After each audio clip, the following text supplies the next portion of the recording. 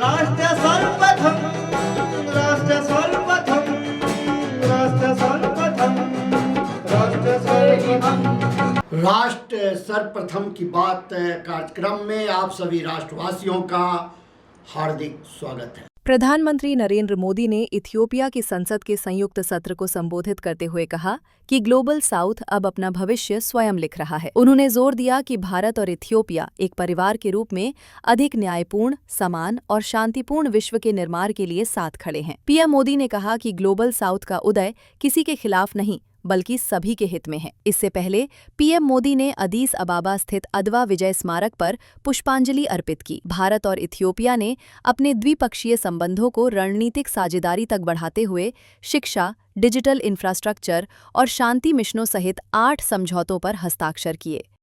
It is a moment of a great privilege for me to stand before you today. It is wonderful to be here in Ethiopia, the land of lions. I feel very much at home because my home state Gujarat in India is also home to lions. I'm honored to be here in this temple of democracy, in the heart of a nation with ancient wisdom and modern aspirations.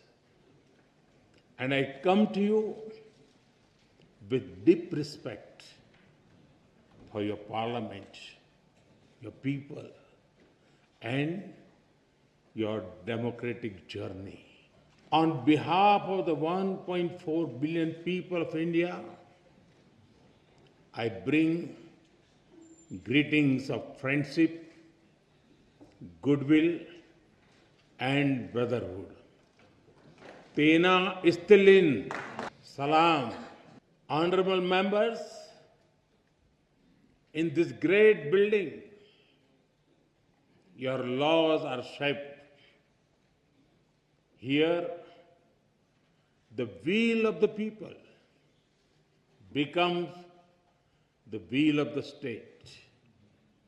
And when the will of the state is in harmony with the will of the people, the wheel of progress moves forward with hope and purpose.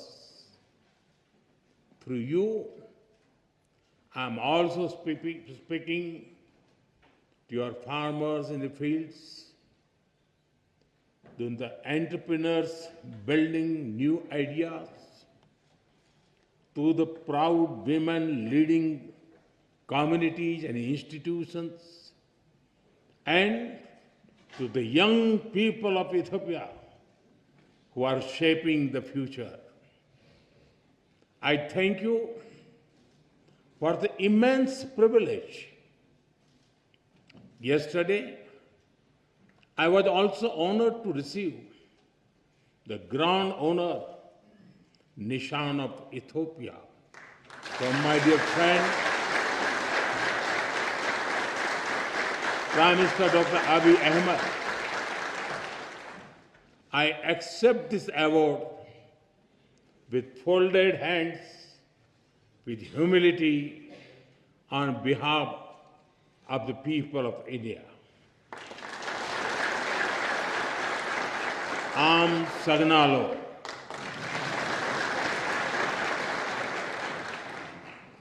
Honorable members, Ethiopia is one of the oldest civilizations in human history. Here, history is alive in the mountains, in the valleys, and in the hearts of the Ethiopian people. Today, Ethiopia stands tall because its roots are deep. To stand in Ethiopia is to stand where the past is honored, the present is full of purpose, and the future is welcomed with open hearts. The blend of old and new, this balance between ancient wisdom and modern ambition, this is the true strength of Ethiopia.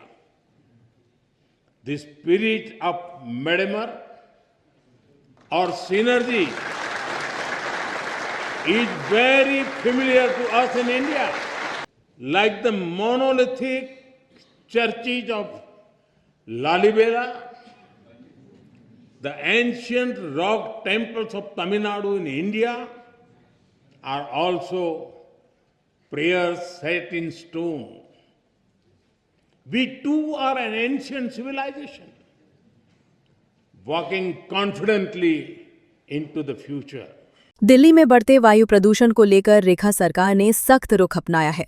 पर्यावरण मंत्री मनजिंदर सिंह सिरसा ने सचिवालय में press conference कर बताया कि आने वाले कुछ दिन चुनौतीपूर्ण हो सकते हैं, इसलिए प्रदूषण नियंत्रण के लिए कड़े और जरूरी कदम उठाए जा रहे हैं। उन्होंने कहा कि ट्रैफिक जाम और सड़कों के गड्ढे प्रदूषण के बड़े कारण हैं, जिन पर विशेष फोकस किया जा रहा है। मंत्री ने जानकारी दी कि इंटीग्रेटेड ट्रैफिक मैनेजमेंट सिस्टम को जल्द पूरी दिल्ली में लागू किया जाएगा। इसके लिए गूगल मैप और मैप माई इंडिया के साथ मिलकर ट्रैफिक हॉटस्पॉट्स पर काम किया जा रहा है। निजी वाहनों की संख्या घटाने के लिए दिल्ली का अपना कार पूलिंग ऐप भी विकसित किया जा रहा है। सरकार ने 62 प्रदूषण हॉटस्पॉट चिन्हित किए हैं, जहां विशेष निगरानी रखी जा रही है। दिल्ली के अंदर जो पिछले आंकड़े हैं, जो पिछला डेटा हमारे पास है, उसके मुताबिक अगले कुछ दिन भी पिछले साल के आंकड़ों को अगर देखें तो इतने साफ रहने वाले नहीं हैं। मैं दिल्ली के सभी लोगों नागरिकों को ये जानकारी देना चाहता हूं, पिछले 10 सालों के आंकड़ों के मुताबिक अगर 2024-23 के देखें तो आज के दिन 433 AQI था, जो कि स्वेयर कैटेगरी में है। इसी तरह कल के दिन भी 445 था, जो आने वाला कल है। उससे अगला दिन 19 को 451 है, उससे अगले दिन 429 है। पिछले जो आंकड़े हैं उनके मुताबिक अगला एक हफ्ता बहुत स्वेयर पोल्यूशन का रहने वाला है, लेकिन हम इसके ऊपर काम कर रहे हैं। हमारी कोशिश है कि जो पिछले सालों में पोल्यूशन रहा उसको कम किया जाए। इसके लिए कल भी हमने कुछ स्टेप उठाए थे और कुछ आज और उठाए हैं, जिनकी आपको जानकारी देने लगे। अभी हमारी सरकार में जो शॉर्ट टर्म्स मेजर उठाए हैं, लॉन्ग टर्म्स तो हमको उठा ही रहे हैं। मैं बताना चाहता हूं 4 हिस्सों में हम इस पोल्यूशन की लड़ाई लड़ रहे हैं। एक व्हीकुलर पोल्यूशन है, दूसरा डस्ट पोल्यूशन है, तीसरा इंडस्ट्रियल पोल्यूशन है और चौथा सॉलिड वेस्ट पोल्यूशन है। जैसे मैंने आपको आगे भी बताया था, सॉलिड वेस्ट के ऊपर हम लगभग जो कूड़ा हमारे पास आ रहा है उसका 90% प्रोसेसिंग कर रहे हैं। लगभग 7,000 से ज़्यादा मेट्रिक टन रोज प्रोसेस कर रहे हैं और 35,000 मेट्रिक टन पुराना कूड़ा जो है वो हम रोज उसकी बायोमाइनिंग करके उसको खत्म करने का काम कर रहे हैं। हमने पोल्यूशन के लिए, व्हीकुलर पोल्यूशन के लिए कल जो कदम उठाए थे आपके जानकारी में है। मैं फिर से आज कह दूं कि दिल्ली की जिन गाड़ियों के पास PUC सर्टिफिकेट नहीं है, पोल्यूशन कंट्रोल नॉर्म्स को उनको अपना पूरा करना होगा। कल से ये लागू होगा। दिल्ली के उन गाड़ियों को फ्यूल नहीं मिलेगा जिनके पास PUC सर्टिफिकेट नहीं है। इसलिए मेरा आग्रह है जल्दी अपना पोल्यूशन सर्टिफिकेट लीजिए। पोल्यूशन कंट्रोल सर्टिफिकेट होगा तो ही आपको फ्यूल मिलेगा। ये बहुत अनिवार्य है आप सबके लिए। एक दिल्ली के अंदर इंटीग्रेटेड ट्रैफिक मैनेजमेंट सिस्टम का भी हम कंसेप्ट ला रहे हैं, जिससे इंटीग्रेटेड सिस्टम से क्या होगा कि एक रेड लाइट दूसरे रेड लाइट से बात करेगी। अभी तक क्या है कि सब इंडिविजुअल काम कर रही हैं, उसके चलते ट्रैफिक जहां ज़्यादा होता है वहां पे भी ट्रैफिक लाइट लंबी होती है और जहां कम होता है वहां पे भी रहती है। इसके कारण ट्रैफिक और बढ़ जाता है। हमने PUC पोल्यूशन कंट्रोल मेजर्स उनको और स्ट्रिक्ट किया है और खास तौर पर PUC सेंटर जो हैं वो 15 साल पुराने हैं, उनमें बहुत सारी खामियां हैं, उनके आंकड़े भी ठीक नहीं हैं। पिछले ऑडिट में भी निकल के आया था आम आदमी पार्टी की सरकार के दौरान कि लगभग एक एक सेकंड के अंदर पिछले बार पीयू सर्टिफिकेट दिए गए थे, जो कि इम्पॉसिबल है, इसलिए उसको भी ओवरहाल किया जा रहा है और उसकी थर्ड पार्टी इंस्पेक्शन का भी प्रोविजन रखा जा रहा है। जो हॉटस्पॉट्स थे आपके मैं ध्यान में लाना चाहता हूं, अभी तक 13 हॉटस्पॉट्स पे आम आदमी पार्टी काम करती रही। यही कारण है 10 सालों में वो पोल्यूशन की प्रॉब्लम को सॉल्व नहीं कर पाए। ना तो उनके मन में विल पावर थी, ना वो करना चाहते थे, बहानों से लड़ना चाहते थे। 13 हॉटस्पॉट की उनको पता चले। हम दिल्ली पुलिस के माध्यम से अब तक 62 हॉटस्पॉट निकाल चुके हैं, लेकिन आज ही हमारी बैठक है, हमने मैप इंडिया और गूगल मैप के साथ टाई अप करने जा रहे हैं। गूगल मैप्स के साथ आज हमारी बैठक है। उनके पास जो आंकड़े हैं दिल्ली के, उनके पास पिछले 2-3 साल का जो पूरे का पूरा सर्वे है उनका, नेचुरल है उनका, क्योंकि गूगल मैप्स लोग यूज कर रहे होते हैं। हम ये आइडेंटिफाई कर पाएंगे कहां पे सबसे ज्यादा ट्रैफिक की प्रॉब्लम आ रही है, कौन से नए हॉटस्पॉट्स बन चुके हैं।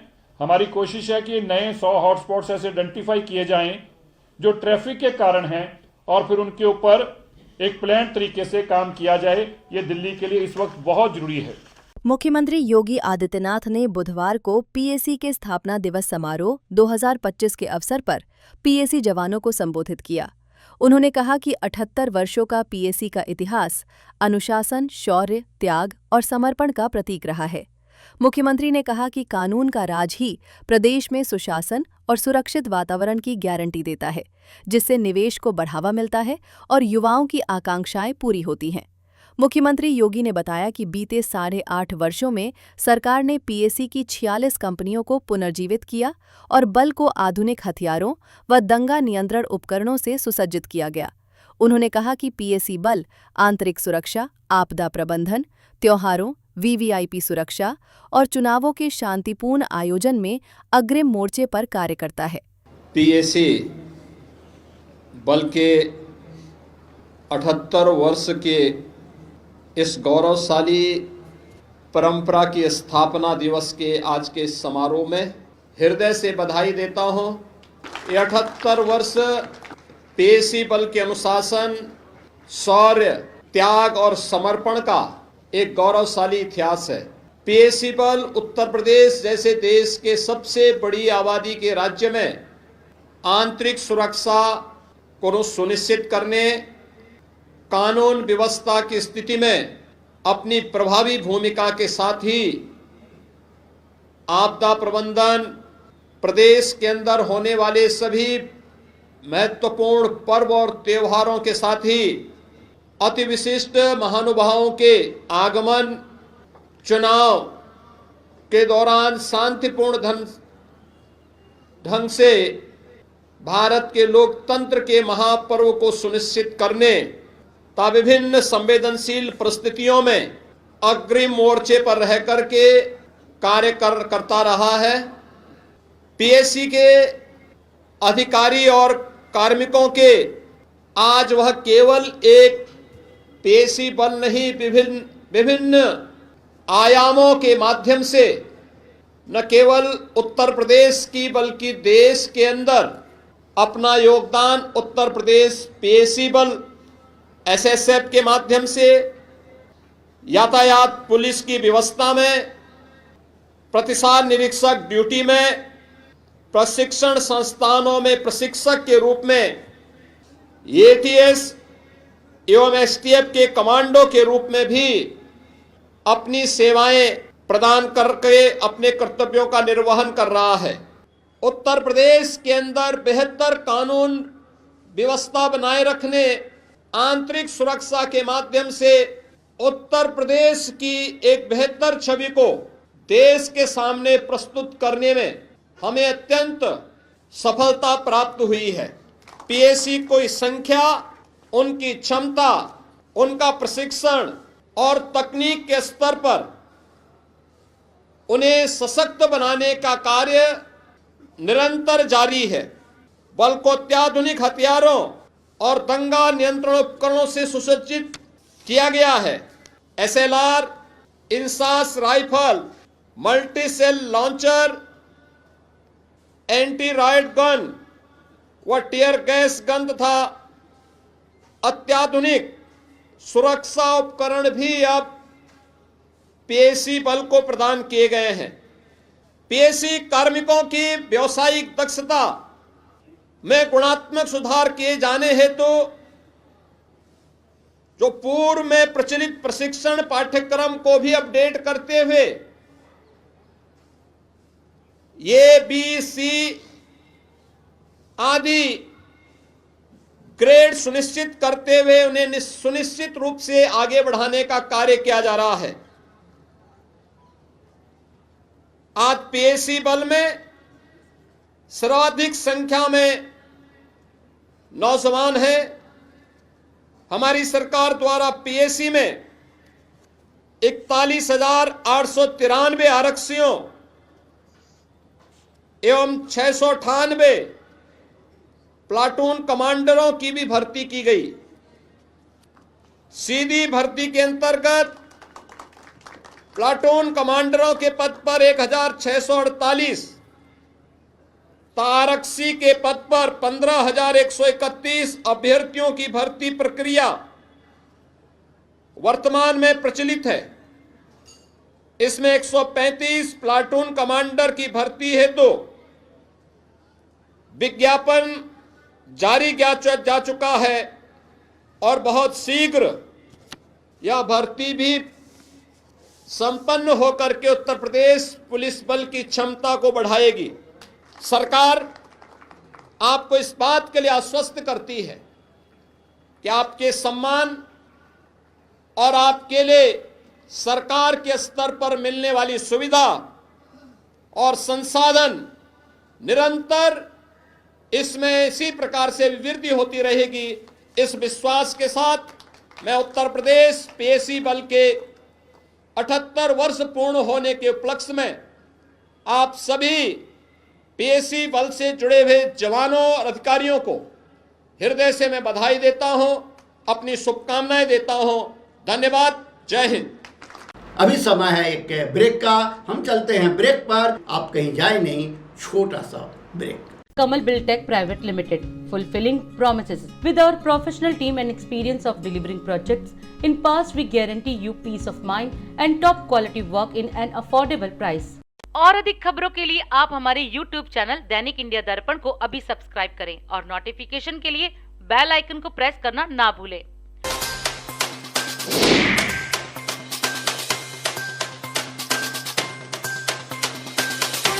राष्ट्र सर्वप्रथम की बात कार्यक्रम में ब्रेक के बाद एक बार फिर आप सभी राष्ट्रवासियों का स्वागत। मुख्यमंत्री पुष्कर सिंह धामी ने मंगलवार को विजय दिवस के अवसर पर गांधी पार्क देहरादून स्थित शहीद स्मारक पर पुष्प चक्र अर्पित कर वीर बलिदानियों को श्रद्धांजलि दी।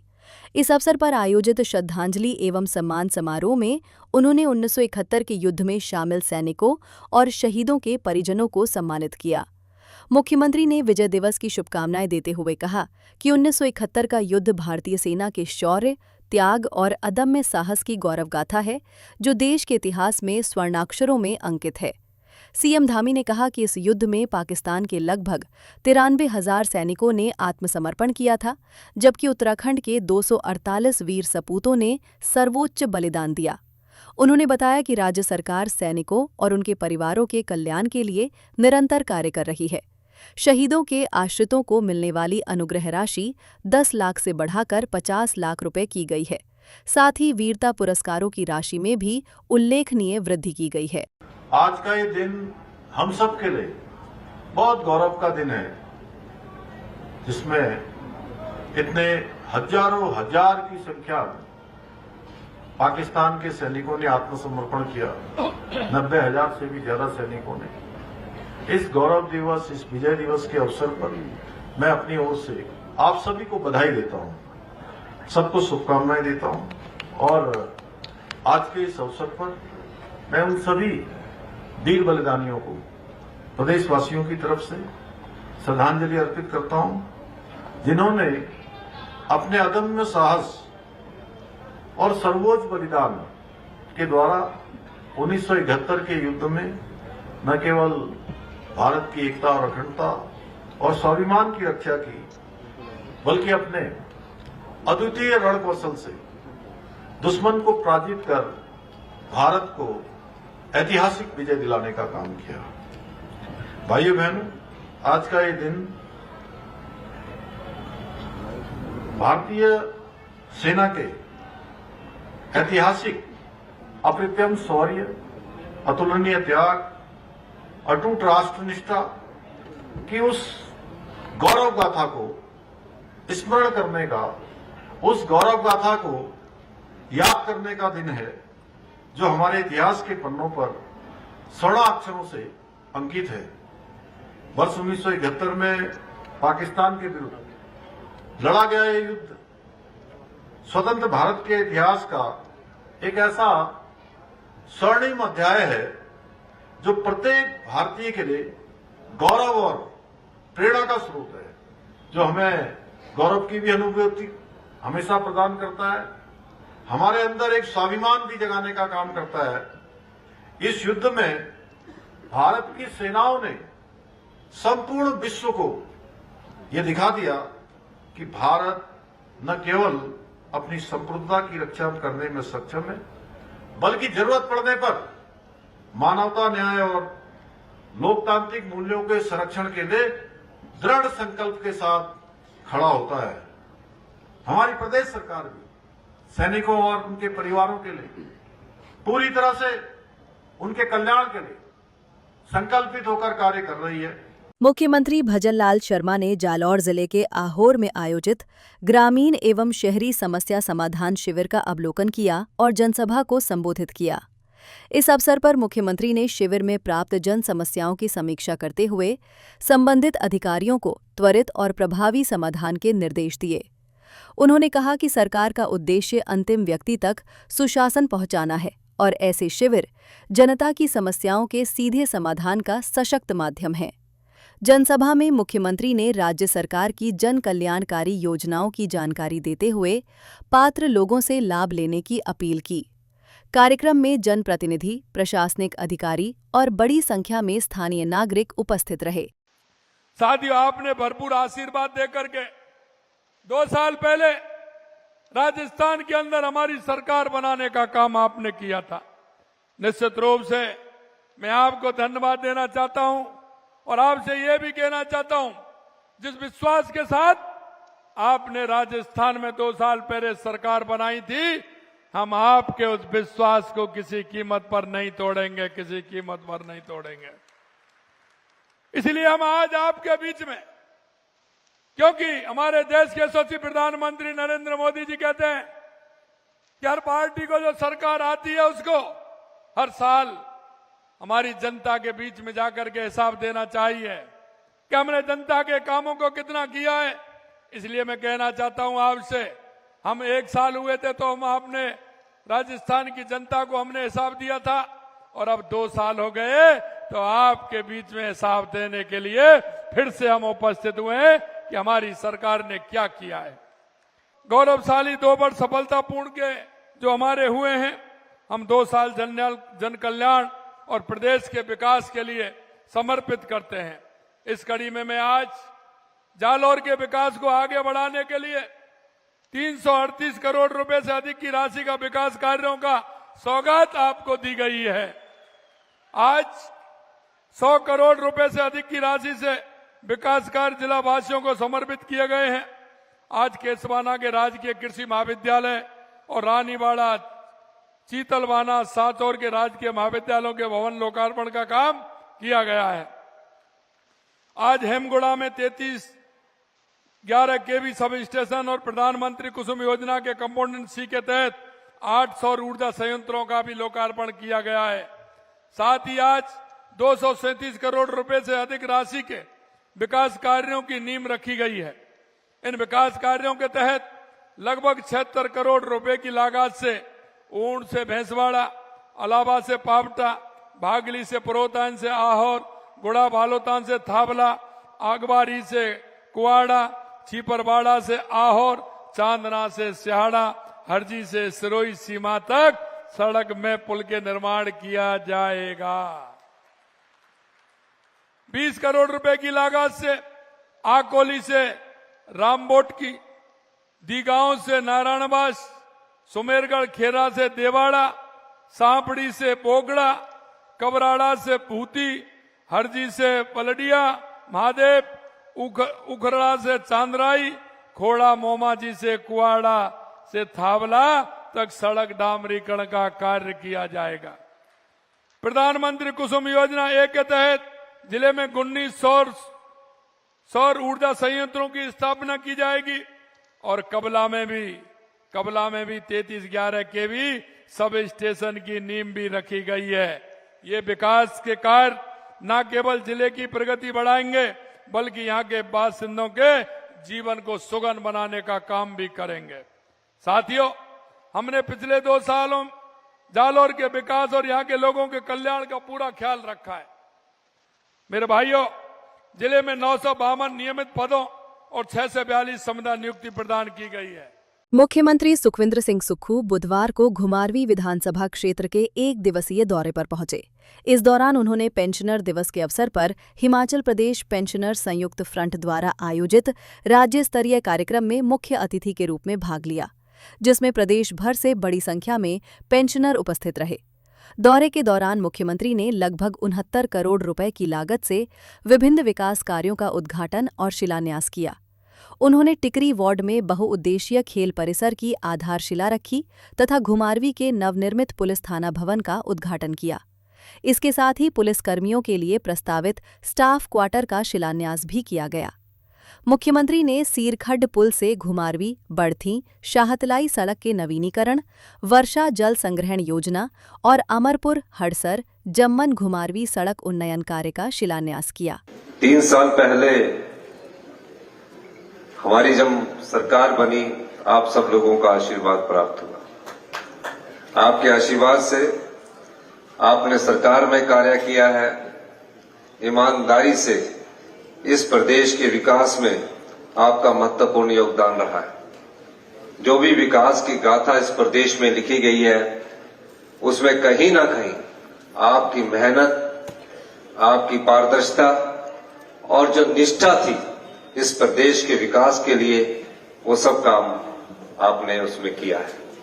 और इस अवसर पर मैं आपको कहना चाहता हूं कि जो पेंशनर्स हैं, उनके लिए हमारी सरकार ने विशेष ध्यान रखा है। सरकारें आती है, सरकारें जाती है, मुख्यमंत्री बनते हैं, मंत्री बनते हैं और आते जाते रहते हैं, लेकिन जो जनता की संपदा को अपना पैसा ना समझे, जो जनता के धन को ये सोचकर कार्य न करे, ऐसी सरकारों को कोई फायदा नहीं होता। जितनी भी योजनाओं में हम परिवर्तन कर रहे हैं, आज किसान के हाथ में हम प्राकृतिक खेती के रूप में पैसा दे रहे हैं, गाय पालक के हाथ में हम उसकी कमाई का पैसा उसके हाथ में दे रहे हैं। इस प्रदेश की व्यवस्था को सुधारने का जिम्मा हमने लिया है। पहली बार ऐसा हुआ है कि हमने ना तो आईएएस ऑफिसर लिया, ना आईपीएस ऑफिसर लिया, और जो कैडर है फॉरेस्ट का 106 IFS officer, Indian forest services के ऑफिसर आपने भर के रख दिए। मैंने कहा इसको भी कम कीजिए। 86 लोगों का हम कैडर बनाने जा रहे हैं। ऊपर ऑफिसर्स की फोर्स है, नीचे काम करने वाले है ही नहीं। एक चाहे वो सरकारी कर्मचारी है, उस पर इतना बोझ डाल दिया गया, अधिकारियों पर बोझ कम है। हम उसको भी व्यवस्था परिवर्तन में लाकर ठीक कर रहे हैं। इसीलिए मैंने बार बार कहा है कि 2027 में हम प्रदेश को आत्मनिर्भर बनाएंगे। आत्मनिर्भर कैसे बनेगा? आपका एरियर तो मिला नहीं। जब एरियर नहीं मिल रहा तो आत्मनिर्भर कहां है? आप सब लोग तो आपके डीए अभी आत्माराम जी कह रहे थे डीए नहीं दिया 13%, कैसे बनेगा? जब ये सब चीजें मिलेगी तभी तो आत्मनिर्भर बनेगा। 2027 तक हम आपका पूरा एरियर देने की कोशिश करेंगे। और अधिक खबरों के लिए आप हमारे YouTube चैनल दैनिक इंडिया दर्पण को अभी सब्सक्राइब करें और नोटिफिकेशन के लिए बेल आइकन को प्रेस करना ना भूलें। आज हम इस कार्यक्रम में आपसे विदा लेते हैं। आप अन्य खबरों के लिए बने रहे। राष्ट्र सर्वप्रथम, वंदे मातरम, जाग उठा है भारत। राष्ट्र सर्वप्रथम, राष्ट्र